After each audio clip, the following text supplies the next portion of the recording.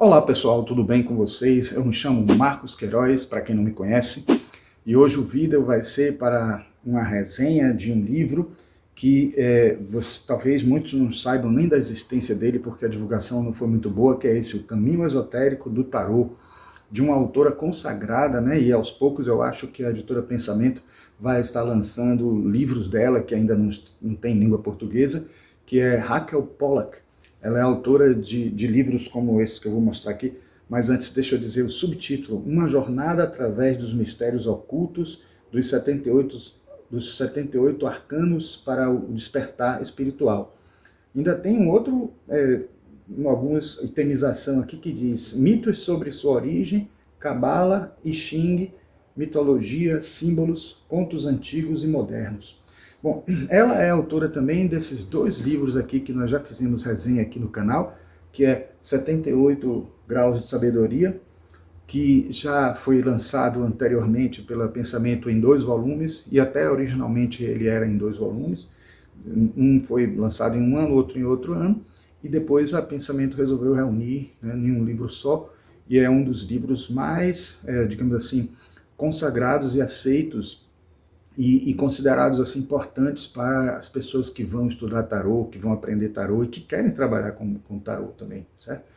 E esse aqui é a Bíblia Clássica do Tarô, Jornada Completa, da Dark Side. Aqui é da editora Pensamento também, e aqui é da editora Dark Side, capa dura, né? Também fizemos resenha aqui no canal sobre eles dois, mas agora vai ser sobre o Caminho Esotérico do Tarô. Por último, a última resenha que fizemos de livro de tarô foi sobre O Caminho do Tarô, de Jodorowsky, né? Mas aqui, não sei se de certa forma a tentativa foi de colocar um título que remetesse um pouco àquele livro, porque o título original é A Walk Through the Forest of Souls. Então não é exatamente a mesma tradução, mas de certa forma, aqui, uma tentativa de talvez dar um pouco mais de visibilidade, facilitar o entendimento, né, do livro, e vocês vão ver como esse livro tem peculiaridades interessantes que valem a pena a gente adquirir, tá certo? Mas logo depois da nossa vinheta.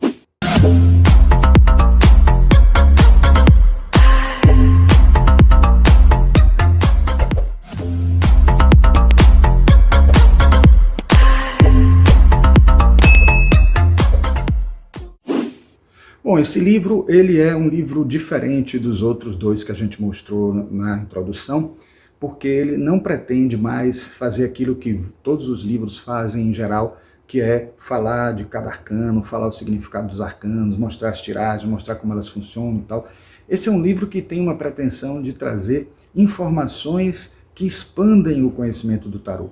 Começa a autora até dizendo o seguinte: quem disse que nós podemos somente utilizar referências de livros de tarô para falar de tarô? Então ela pega livros de cabala, livros de numerologia, livros de alquimia, livros de áreas completamente diversas, né, do próprio tarô, para trazer informações muito úteis, conteúdos ligados à tradição mística, né, dos judeus, que ela traz assim informações bem interessantes e enriquecedoras.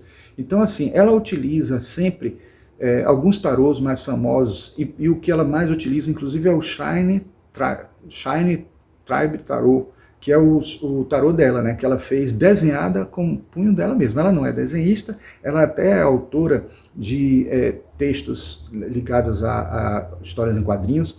Quem não viu ainda a nossa resenha anterior, dos livros anteriores, eu vou deixar aqui o card, né?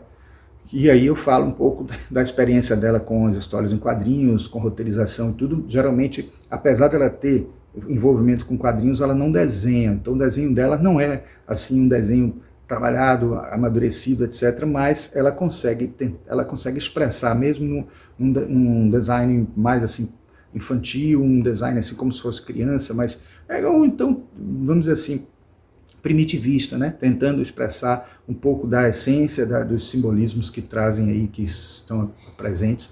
Mas assim, tem algumas certas peculiaridades, algumas certas curiosidades que ela traz, que são muito úteis no livro, né? Então eu quero, por exemplo, ler aqui um que tem uma que tem na página 20, eu geralmente marco com o próprio saquinho do livro, porque depois que termino de ler, eu coloco no saquinho de novo para conservar. Isso é uma tentativa de fazer com que o livro dure mais tempo, né?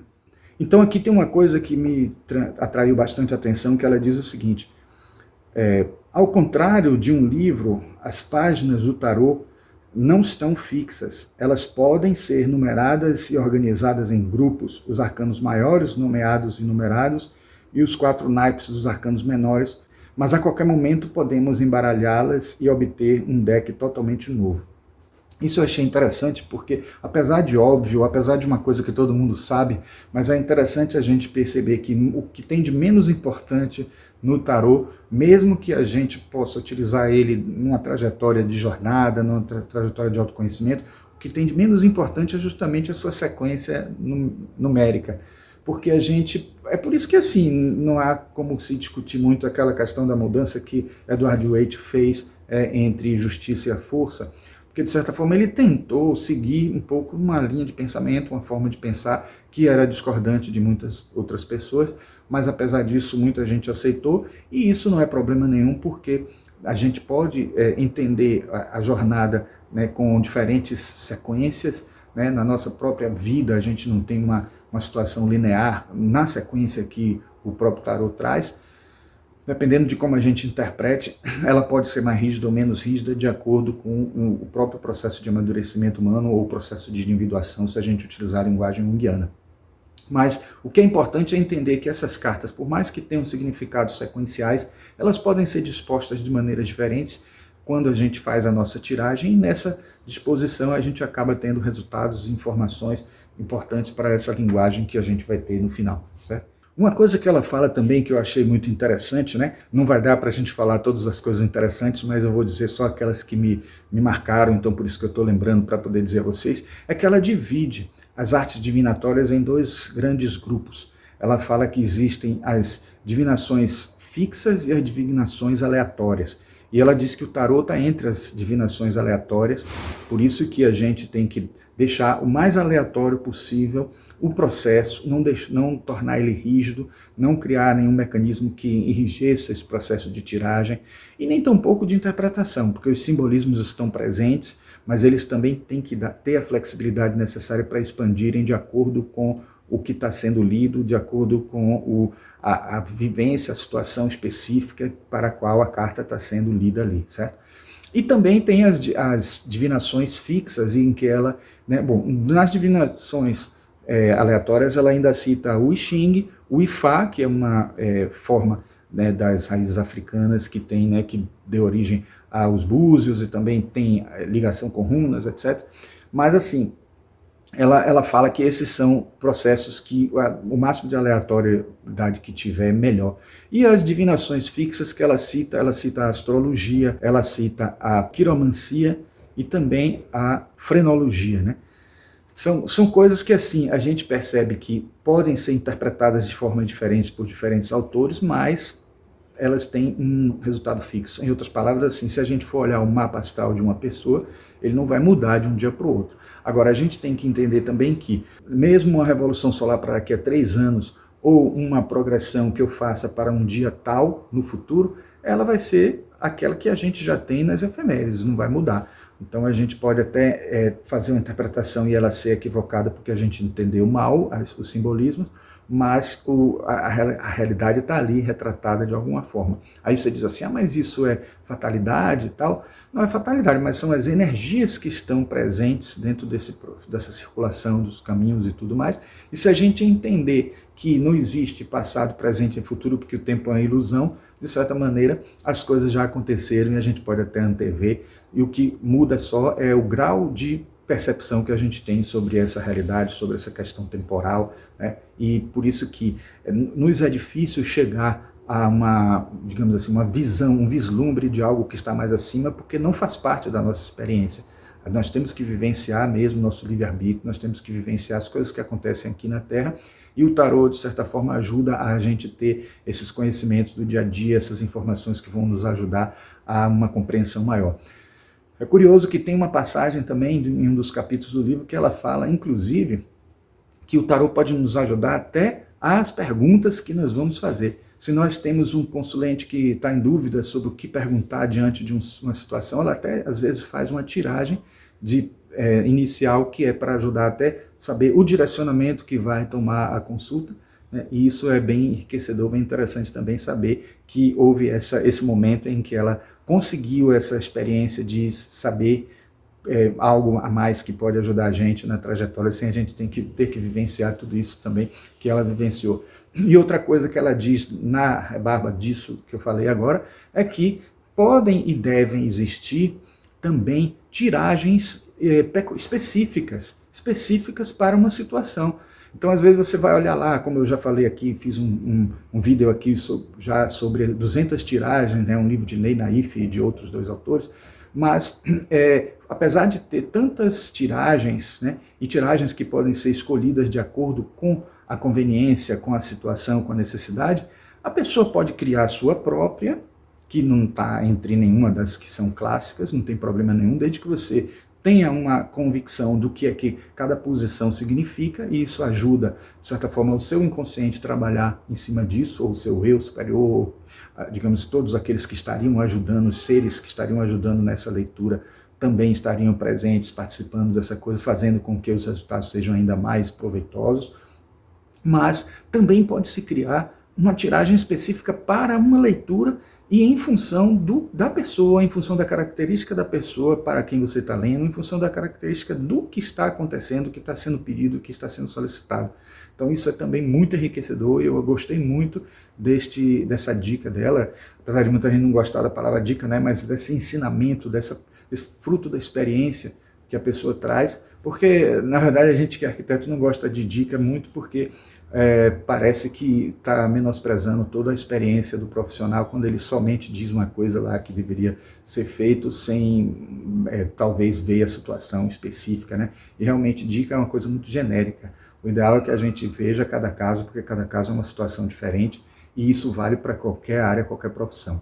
Para a gente, na arquitetura, é forte, porque pensa que às vezes uma pessoa pede uma dica para fazer um espaço que fique melhor para a pessoa, e depois fica ruim porque a pessoa não soube interpretar bem a dica, porque dica não é projeto, dica não é uma coisa completa, não é uma visão contextualizada, etc.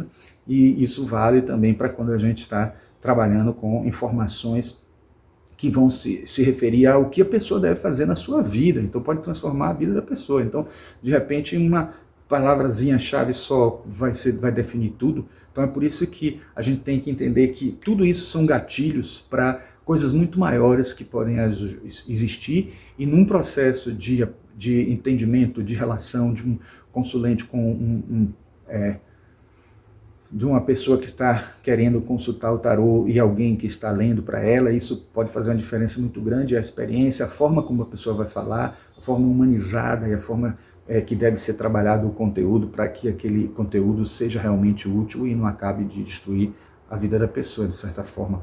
Principalmente porque muita gente que procura o tarô, procura porque está vivendo alguma situação não muito boa na sua vida, né? No capítulo que ela traz, falando sobre mitos da criação, ela fala uma coisa que é uma citação de Joseph Campbell, que eu gostei muito, que ela diz assim: o mundo está repleto de histórias de criação e todas elas estão erradas. E é incrível assim, porque pode parecer estranho isso, né? Todas as histórias estão erradas. Na verdade, elas estão erradas porque elas tentam, de certa forma, direcionar para uma interpretação, para uma situação que às vezes reduz bastante o que acontece, o que aconteceu no universo. Então, todos os mitos de criação, de alguma forma, usam simbolismos para algo que é completamente incognoscível por nós. Imagine a gente entender como foi que aconteceu a criação do universo. Imagine a gente entender como foi a criação da alma humana, a criação do homem, do ser, do espírito. São coisas muito complicadas, muito fora do nosso alcance. Então, tudo que a gente use como forma de explicar, tudo que a gente use como conteúdo para expressar ou representar essas situações tão gigantescas, vai ser reducionista, vai ser reduzido a uma coisa pequena. Então, por isso que, de certa forma, a gente tem que entender que todas essas informações simbólicas, elas vão ser úteis para a gente, de alguma forma, em situações da nossa vivência menor em relação à macro, né? Então, os mitos de criação também são mitos que podem servir para a gente no processo criativo, no processo do mundo, no processo do que vai acontecer na nossa existência, e isso acaba sendo uma coisa muito interessante. E é por isso que ela questiona também a própria origem do tarô. Ela disse que foi convidada para uma palestra sobre tarô, e quando ela, para antecipar a pessoa que convidou ela de que ela não acreditava na origem egípcia do tarô, ela disse isso, né, para a pessoa antes, né? A pessoa desmarcou a palestra. Então, de certa forma, ela mostra com isso que, por mais que ela esteja mostrando o caminho esotérico do tarô, o caminho esotérico do tarô dela é um pouco mais pé no chão, e mesmo que eu, de certa forma, acredite em uma origem anterior à que ela fala, mas ela pega a origem clássica mesmo das primeiras cartas que apareceram e, de certa forma, mostrando como a história registrou isso, o que não quer dizer que ela não se aproprie dos simbolismos egípcios, porque os simbolismos egípcios já existiam em qualquer momento em que a carta do tarô tenha sido criada, ou pelo menos aqueles que não acreditam que elas foram criadas anteriormente, e os próprios mitos egípcios se confundem com a própria carta de tarô, enfim. Mas é importante a gente entender que esses mitos estão ali presentes, ainda que não tenham sido originados pelo Egito, mas estão ali os significados que não são só do Egito, são significados universais, a gente encontra em várias religiões, apenas eles podem ser expressos com elementos simbólicos que estão mais vivos na cultura grega, na cultura egípcia, na cultura hebraica, né, com a Cabala, etc. Então, ela traz sempre isso para a gente, e em várias informações, em várias curiosidades que ela traz para a gente, ela remonta a essas culturas do passado. E aí acaba ela concluindo com uma frase que eu acho muito interessante, que tem a ver com tudo isso, que é: a origem secreta do tarô é parte do seu mito. Então faz parte do próprio mito do tarô, e talvez torne ele ainda mais atrativo o fato da gente ter uma origem desconhecida, ou pelo menos pouco conhecida por todos, como acontece com a física quântica, né? Tem tantas interpretações, tem tantas formas de você visualizar. Aliás, de que essa passagem ela fala em física quântica direto, ela fala das teorias do entrelaçamento quântico, como isso tem ligação com a singularidade, como isso tem a ver com o processo de a gente tentar descobrir algo que vai acontecer, né, no tempo e no espaço, fora do tempo e do espaço, e isso tem tudo a ver também com a física quântica. Então é um livro abrangente, é um livro que traz informações riquíssimas. E tem uma passagem aqui, na página 21, que eu gostaria de ler para vocês, porque ela, eu acho que é um dos pontos altos do livro, né, que ela diz o seguinte: uma história antiga rabínica fala de um fazendeiro cuja cabra se extravia um dia e volta com um ramo de aroma doce na boca. No dia seguinte, a mesma coisa acontece e o fazendeiro fica intrigado. No dia seguinte, ele segue a cabra enquanto ela entra em uma caverna. A caverna se abre e dá em um túnel. E enquanto caminham, o fazendeiro, inexplicavelmente, se alegra. Todo o cansaço da sua vida começa a se dissipar. Por fim, ele vê uma luz e sente o ar adocicado. Ele emerge do túnel e vê árvores e flores perfumadas, uma luz suave e gloriosa, e percebe que o animal o conduziu ao Éden, o jardim perdido de nossos primeiros ancestrais imaginados, e presumivelmente a uma porta dos fundos desprotegida, já que a lenda sugere que o porão da frente é guardado por um anjo com uma espada flamejante colocado lá após a expulsão de Adão e Eva. Aí ela diz o seguinte: eu penso no tarô um pouco como aquela cabra. Se deixarmos de lado o desejo de definir a imagem ou explicá-las de uma vez por todas, ou determinar seus significados e propósitos exatos, se simplesmente seguirmos as imagens, quem sabe para onde elas podem nos levar. Isso não significa que vamos descartar a erudição ou o grande trabalho dos intérpretes esotéricos. Eles se tornaram parte das imagens e podemos usá-los para encontrar o túnel talvez até para abrir a porta. Aí ela cita a carta da estrela, né, do tarô de Waite-Smith, né, que aí vem até um asterisco aqui dizendo que é como está sendo chamado agora o Rider-Waite, né? Aí ela diz que uma examinada rápida na imagem pode nem mesmo registrar a presença do pássaro, ou ele pode parecer apenas um detalhe decorativo. Alguém que reflita sobre a imagem pode pensar sobre o pássaro e o que eles inspiram em nós. Mas se soubermos que o pássaro é, na verdade, um íbis, e que um íbis representava o deus egípcio Tote, então o pássaro, de repente, nos dá acesso a uma série de histórias e ideias. Tote é o deus do conhecimento, da magia, da ciência e da escrita, bem como o lendário criador do próprio tarô. Então ela diz com isso assim, que a gente pode ter um simbolismo que está ali presente e fazer alusão a ele pessoal, uma alusão pessoal, sem conhecer a história por trás, né? A história, vamos dizer assim, mítica que está por trás do que está ali representado, que foi colocado pelo Waite, né? Pelo Edward Waite, mas ela também viajar nas próprias intuições dela e acabar chegando a resultados similares. Mas quando ela compreende, ela consegue associar o conceito, o conteúdo, com a liberdade. Mas o problema é a liberdade criativa, imaginativa, etc., e até a própria intuição.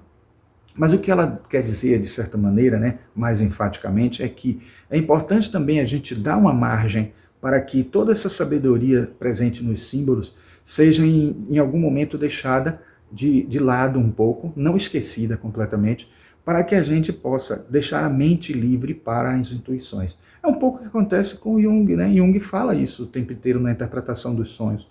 Ele diz que estude os símbolos, e depois estude detalhadamente cada significado e depois esqueça eles na hora de interpretar um sonho, porque você vai precisar de outros elementos que fazem parte da vida cotidiana da pessoa, que fazem parte do imaginário e da própria intuição naquele momento, que vai estar trazendo informações bem importantes também para essa leitura, certo?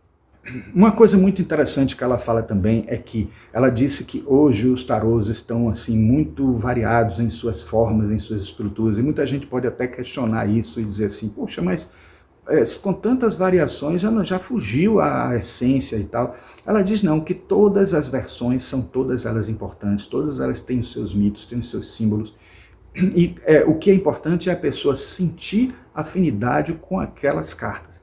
Sentir que ela está dizendo, está falando para você alguma coisa, está, digamos, servindo nos experimentos.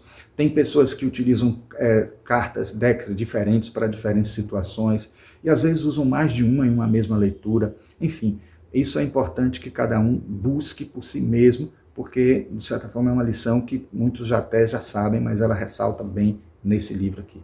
Em um capítulo que ela fala sobre alguns pensamentos judaicos sobre o tarô, ela tem uma passagem também digna de destaque que eu queria ler para vocês, que é a leitura de Hillel. Então ele fala aqui assim, ó, que aqui está uma amostra de leitura feita para uma mulher que trabalhava em uma grande organização religiosa. Ela ingressou numa organização por idealismo e desejo de explorar o lado místico do cristianismo, mas ao longo do tempo se desiludiu com o que considerava hipocrisia. Como resultado, ela passou a desempenhar um papel cada vez mais provocativo, desafiando a autossuficiência dos ministros, até mesmo mentiras descaradas. Infelizmente, ela também se isolou e o trabalho se tornou uma fonte de grande tensão. Para a leitura das cartas para essa consulente, a Raquel Pollack decidiu usar o Tarot Sacred Circle, que é um tarô baseado na cultura celta, né? Na tradição mitológica celta. Então ela diz que o carro que ela tirou, uma das cartas que ela tirou, representa, antes de mais nada, firmeza de propósito, para ser para si mesma. Ela precisa acreditar em si, ela precisa pegar as rédeas do carro, símbolo dos seus desafios, e conduzi-los com confiança e desenvoltura. A imagem desse tarô mostra a rainha guerreira Boadicea, que liderou os britânicos numa rebelião contra Roma. A tradição do tarô cabalístico associa duas qualidades especiais à carta do carro, a fala e a vontade. A mulher achava que falar com franqueza era o seu trabalho, quase uma missão. A carta a lembrou de que ela fazia isso por si mesma e por sua própria integridade. A mulher era ela mesma uma taróloga e apontou outros significados para a carta. Os esotéricos cristãos consideravam o número do carro, o 7, um número sagrado. Na maioria das versões mais antigas da carta, o condutor do carro não segura as rédeas. Para ela, isso sempre simbolizava entregar sua vontade a Deus. Por tradição, tanto o mago quanto o carro significam a qualidade da vontade. Para ela, o mago significava ser um canal para o próprio divino. O carro significava esse propósito em ação. Nessa carta, no entanto, ela mesma teve que pegar as rédeas para conduzir o carro. Ela precisava controlar os cavalos pretos e brancos. Eles simbolizavam ambivalência para ela, incerteza sobre o que ela realmente queria, principalmente se deveria permanecer em seu trabalho ou deixá-lo. Ela não podia esperar que fosse resolver esse problema. Para ser útil para si mesma ou para qualquer propósito maior, ela tinha que usar sua ambivalência como uma força motriz em sua vida, a força que impulsiona seu carro. A segunda carta também era um 7, o 7 de discos, com a prudência como título temático. A Aurora Dourada introduziu originalmente a ideia de dar um título temático para cada uma das cartas numeradas dos naipes, e Aleister Crowley imprimiu esses títulos pela primeira vez nas cartas. Muitos tarólogos modernos não gostam da ideia de títulos temáticos por receio de que eles inibam a interpretação. Alguns até cortam as bordas de todas as cartas, até mesmo os títulos dos arcanos maiores. Eu muitas vezes acho as palavras do tema úteis. No caso dessa mulher, a prudência fazia sentido como algo que ela precisava fazer pelos outros, especialmente se a questão envolvesse a fala. Para defender a si mesma, ela precisava falar com a determinação do carro. Para ser útil para os outros, no entanto, ela precisava falar de uma maneira que os ajudasse, e isso significava ter uma espécie de prudência. Ela precisava segurar as rédeas dos cavalos. O livro do tarô Sacred Circle afirma que o 7º disco dos 7 de discos não se encaixa no mesmo padrão organizado dos outros 6. A mulher viu isso como uma descrição dela mesma no trabalho e em grande parte da sua vida. Ela não se encaixava em nenhum papel social. Isso, na verdade, parecia algo que ela fazia pelos outros, agir como alguém que está de fora e olhar para as situações de maneira diferente. A prudência auxiliaria essa posição, porque se ela se tornasse muito agressiva ou até mesmo saísse dos padrões sociais, as pessoas não a levariam a sério. A carta do enamorado abordava a questão do que ela pode fazer agora. Em um nível simbólico, essa carta sugere que a consulente procure acolher as pessoas ao seu redor em vez de confrontá-las. Isso porque o enamorado se afasta da postura de guerra do carro. Poderíamos dizer que a leitura ressuscita o antigo slogan dos anos 1960, faça amor, não faça guerra. Como a carta do enamorado de número 6 precede a carta do carro número 7, podemos dizer que ela literalmente dá um passo atrás com a relação do carro. Poderíamos pensar naquele disco destoante dançando com os outros 6. Isso não significa que ela deva travar relacionamentos emocionais, muito menos românticos, com as pessoas do trabalho. Em vez disso, a carta descreve uma maneira de se relacionar com as pessoas. O que ela deve fazer agora é falar com franqueza, mas a partir do que ela chamou de manifestação mais elevada da minha sabedoria sagrada, isso não envolve ideologias sobre religião, mas sim buscar intenção divina, consciência do que o divino quer dela.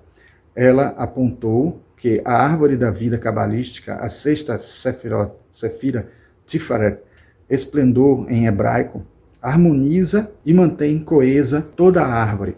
Como cristã, ela considerava essa harmonia como pensamento centrado em Cristo, ou que vai além do ego e aceita a vontade ou o desejo de Deus. Embora certamente muito dedicada ao cristianismo, a mulher começou a estudar o paganismo contemporâneo.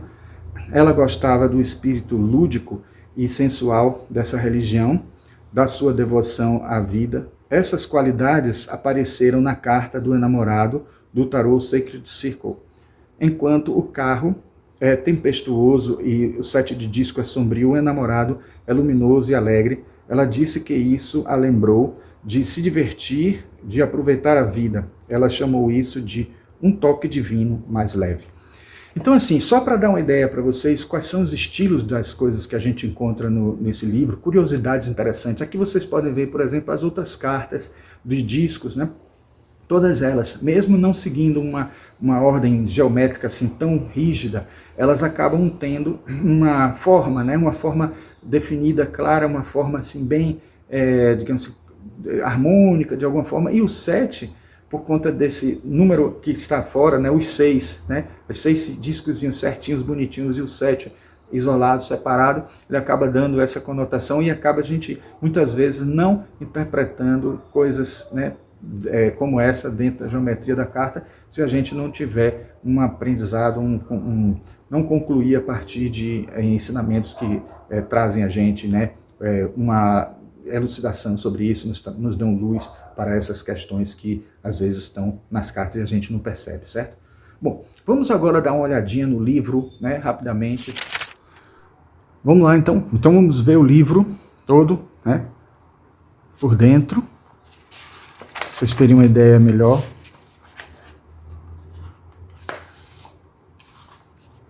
Aqui mostra o ano em que o livro foi publicado.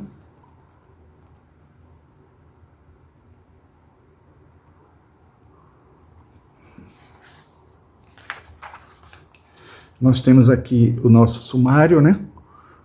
Então, a gente tem agradecimentos, uma galeria de citações. Nessa parte é bem interessante porque ela traz várias citações bem legais, assim, para a gente entender um pouco mais a poética do tarô e tal. Aí tem introdução, brincando nos campos do tarô. Aí tem os capítulos todos aqui. Como a gente vai passar por eles, eu não vou enumerar agora. Vou deixar para a gente ver quando for passar por eles, tá? Uma galeria de citações, aqui que ela faz uma abertura, né? Justamente aqui ela diz aquela coisa que as fontes nem sempre são do próprio tarô, que você pode tirar proveitos, informações, sabedorias importantes em outras áreas, em outros livros. E é o que ela faz quando ela traz aqui citações. Em alguns momentos ela faz também citações pontuais dentro do próprio livro e, curiosamente, até em alguns momentos ela faz citações dela própria, né, de outros livros que ela escreveu. Aí tem diretivas.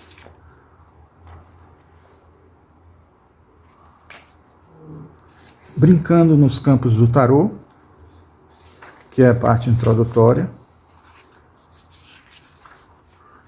E ela explica, né, para que serve o tarô e tal, como que funciona o tarô.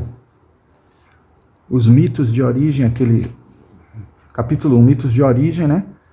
Então, mostrando para a gente como é que ela inclusive fala aqui, acho interessante, são 14 modalidades de compreensão, né, de interpretações possíveis para a origem do tarô, né? Então, achei bem interessante que ela mostra que são muitas as possibilidades, né? E ela acaba dizendo que justamente todas estão erradas pela citação de Joseph Campbell que eu falei, porque todas elas acabam reduzindo, todas elas são uma forma de representar algo, né? É um pouco Foucaultiano isso, né? O mundo da representação, o mundo do acontecimento. Então, sempre a representação vai ser menor do que a realidade. E eu diria que citações mais antigas que foram depois sintetizadas por Stephen Hawking, né? Porque depois eu vi que não foi ele que primeiro falou isso, mas ele fala muito isso, o famoso físico que morreu, aquele que vivia na cadeira de rodas, ele dizia que a realidade é muito mais complexa do que a ficção. Então, no caso, a ficção, que seria o que a gente escreve, os símbolos que a gente usa para representar as coisas, acaba sendo muito reduzido, muito reducionista em relação à realidade. Jogando com a Lua, isso aqui é muito interessante, porque ela começa falando como o tarô acaba sendo associado à astrologia, e como a astrologia tem uma divisão de 12, né, de 12 meses tal, do ano, e acaba tendo uma irregularidade, acabou-se pensando no Tote associado ao caminho lunar, que acaba também tendo umas irregularidades, porque a variação da Lua entre 28 e 29 dias, né, do ciclo da Lua, acaba não sendo correspondente aos 30 dias exatos. Então, aquela grande aquele grande problema que sempre existiu por a gente não ter uma precisão tão grande no passado de instrumentos que ajudassem a gente a ver o ciclo do mundo, e aí, de certa forma, a tentativa de migrar, né, para Thoth, e fazer Thoth, que era um deus associado à lua de alguma forma, ser aquele responsável por toda essa compreensão, é que a gente vê a deusa Nut, que é da noite, a deusa que de certa forma abarca tudo, né? O inconsciente, o consciente, a totalidade. Ela acabou se associando a Thoth para essa compreensão da mitologia como um todo, e por isso uma origem mítica do tarô é essa busca do Deus, né? Do que o Deus Thoth, né? Que é associado a Hermes Trismegisto, né? Que deu origem a toda a história do tarô, né? É interessante ver as várias curiosidades numéricas, simbólicas e mitológicas que a gente vê aqui, daí o fato dela chamar aqui esse livro de caminho esotérico, né? Então é bem interessante entender isso e perceber como ela também utiliza bastante a leitura até a compreensão do tarô a partir de leituras, né? Tudo que ela quer, digamos, entender um pouco melhor, e tudo que ela quer buscar um conteúdo mais aprofundado, ela acaba fazendo uma tiragem que vai ajudar sempre a ela de alguma forma. Então, e aqui é um capítulo bem interessante também, que ela fala do tarô como instrumento, né, de sabedoria, mostrando que, de certa maneira, a gente pode encontrar em cada arquétipo, em cada arcano, uma representação de algo que abarca tudo que existe, né? Várias sabedorias, vários ensinamentos. E ela diz uma coisa interessante aqui, que é assim, quando a gente entende que Aleister Crowley, ele estudou mitologia egípcia, ele teve, segundo ele mesmo, uma intuição, inspiração do próprio Deus Thoth, de certa forma, e isso aí pode ser questionado, mas de qualquer forma é uma inspiração de algo, né, que pode ser dele mesmo, interna ou algo transcendente. Mas se junta a isso a habilidade da artista, né, Frida Harris, trazendo para a gente vários símbolos que vão acrescentando informações, então é muito difícil você não ter ali uma riqueza de símbolos que vão ajudar em algum momento da leitura, né, para inspirar a pessoa na intuição que ela vai ter ao tirar as cartas, né? Então eu acho bem interessante isso, mostrando que ela está atenta a essas questões e bem atenta a como os símbolos podem nos fazer entrar num âmbito bem profundo, à luz até da própria psicologia junguiana, né? Chegando até inconsciente coletivo ou aos registros acásticos, se a gente quiser recorrer ao hinduísmo. Aí tem a pergunta de duas partes, uma leitura sobre divinação. Aqui ela fala numa situação em que foi feita uma pergunta, né, sobre assim, por que você usa tênis? Então isso é uma pergunta de duas partes, porque pressupõe imediatamente que a pessoa usa tênis. É um pouco que eu já tinha lido em lógica, que tem a ver quando uma pessoa pergunta assim para um criminoso, já usando até uma estratégia de entrevista nesse tipo de situação, quando a pessoa pergunta assim, onde você escondeu o roubo? Com isso, você já está pressupondo que a pessoa roubou. E se a pessoa responder, eu não escondi em lugar nenhum, imediatamente ela pode até usar isso contra a pessoa, dando a entender de que ela roubou, mas ela não escondeu em lugar nenhum. Então, por isso que, assim, de certa forma, é uma pergunta com duas partes, é uma pergunta que já tem uma outra embutida. Então, quando você pergunta assim, como funciona o tarô? A pergunta primeira seria assim, o tarô funciona? E aí a resposta sendo sim, você dizendo, então como é que ele funciona? Né? É um pouco assim de filosofia e mostrando como a gente vê que ela é uma pessoa que realmente esmiuça o tema e vai a fundo buscando respostas interessantes. Alguns pensamentos judaicos sobre o tarô, isso aqui é muito interessante também, tem várias riquezas de detalhes que a gente não teria como mostrar aqui, mas eu ainda pretendo, gostei tanto das temáticas desse livro, pretendo transformar em vídeo várias dessas informações que a gente encontra aqui, várias informações que são úteis. Aqui é o que eu li, né, a leitura de Hillel e as cartas que foram retiradas, que eu mostrei para vocês já aí na edição. o tarô antes da criação. Isso aqui é muito interessante, que ela fala primeiro o tarô antes da criação e depois no outro capítulo, né, que é o capítulo seguinte,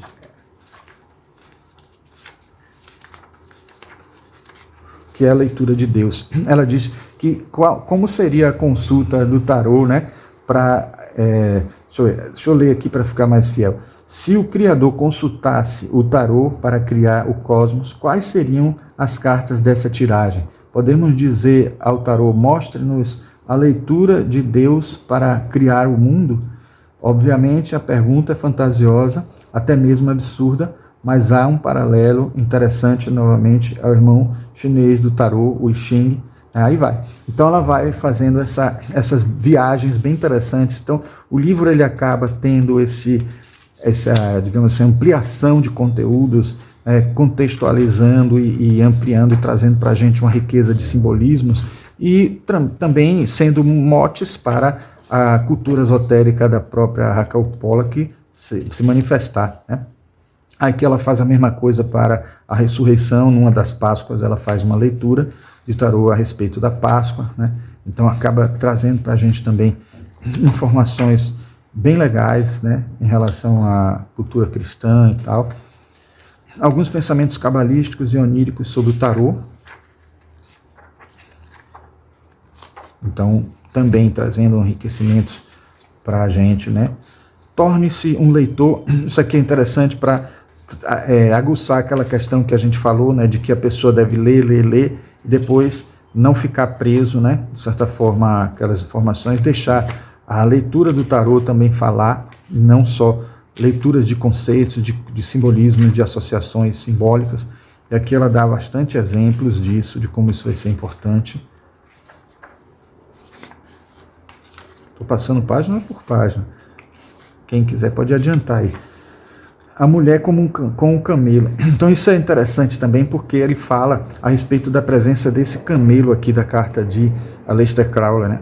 Que como ele associa de maneira diferente de Edward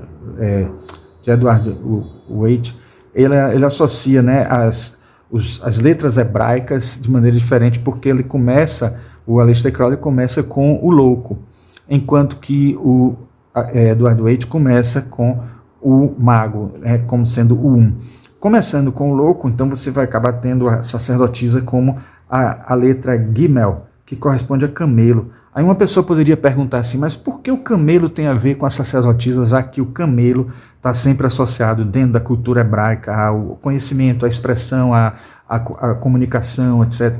Isso não seria melhor associado ao deus Hermes, que é o deus da comunicação, e seria ao mago?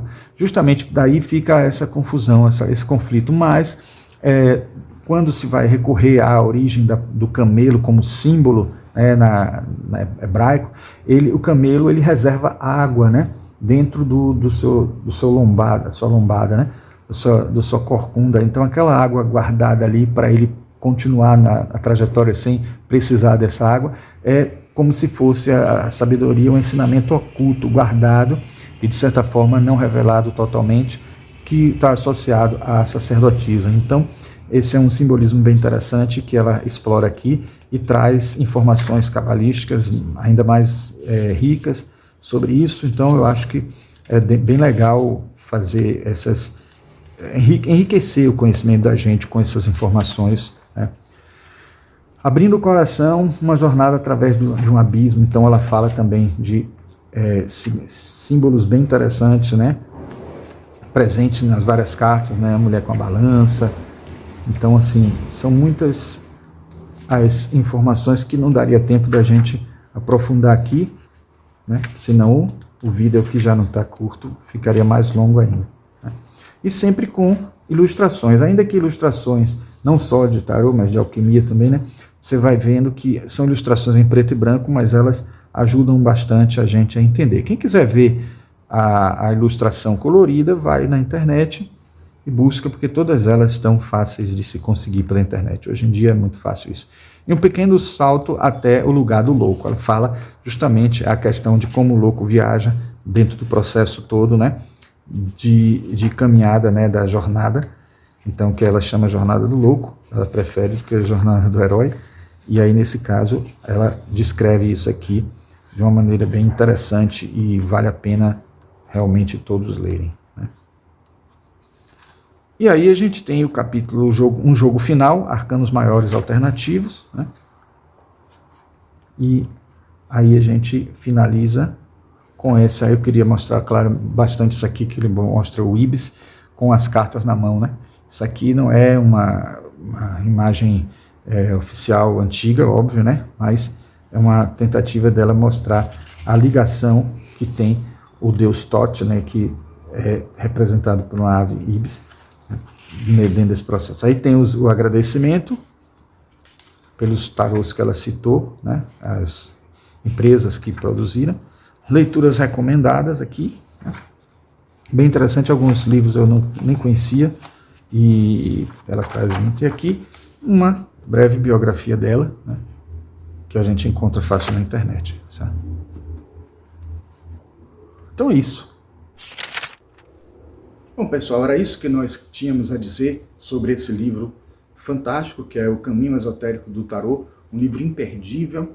Depois de quem já adquiriu os outros livros e viu com o potencial que Raquel Pollock tem de falar sobre o tarô, de trazer para a gente informações muito úteis da experiência dela e tal, ter esse livro aqui é um complemento fantástico, um complemento muito enriquecedor para ajudar a gente nas nossas leituras, talvez na nossa tradução para outras pessoas do entendimento do que cada carta tem para dizer, e até mesmo para a gente ter um pouco mais de segurança em relação ao funcionamento do tarô, como é que ele serve para a gente, de que maneira ele atua, de que maneira ele pode ser útil, não só em leituras oraculares, mas também num processo de autoconhecimento, num processo de aprendizado, de crescimento espiritual, de redenção, etc., que um instrumento como esse divinatório pode trazer para todos nós, certo? Então agradeço aqueles que ficaram até o final, aqueles que gostaram, por favor, deixem o seu like aí, se inscrevam no canal e apertem o sininho, e estejam conosco aqui com esse trabalho e, por favor, divulguem, comentem alguma coisa aí, né, na parte dos comentários, comentem com outros colegas sobre o canal e se vocês acharem que é interessante para eles, os conteúdos que a gente traz aqui, que é conteúdos da cultura esotérica, espiritualista, psicológica, também junguiana, e acho que muita gente que se interessa ainda não tem acesso a esse canal e pode trazer aqui uma troca bem legal e a gente formar uma família aqui de pessoas que gostam desses assuntos e que a gente possa trocar ideias aqui, tá certo? Então, um grande abraço e até o próximo vídeo.